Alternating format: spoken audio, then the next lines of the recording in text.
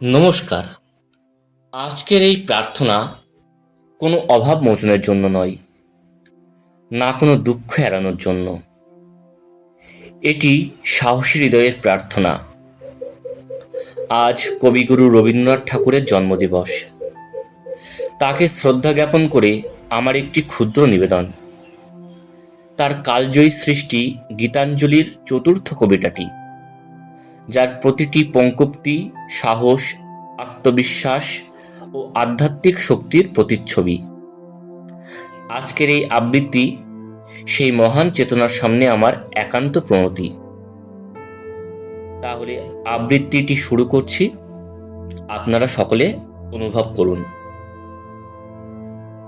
বিপদে মোরে রক্ষা করো, এ নহে মোর প্রার্থনা। বিপদে আমি না যেন করি ভয়, দুঃখ তাপে ব্যথিত চিতে নাইবা দিলে সান্ত্বনা। দুঃখে যেন করিতে পারি জয়, সহায় মোর না যদি জুটে, নিজের বল না যেন টুটে। সংসারেতে ঘটিলে ক্ষতি, লোভিলে শুধু বঞ্চনা। নিজের মনে না যেন মানি ক্ষয়, আমারে তুমি করিবে ত্রাণ। এ নহে মোর প্রার্থনা, তরিতে পারি শকতি যেন রয়।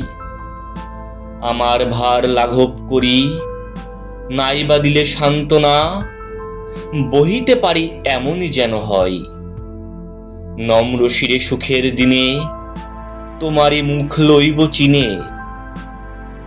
সুখের রাতে নিখিল ধরা, যেদিন করে বঞ্চনা।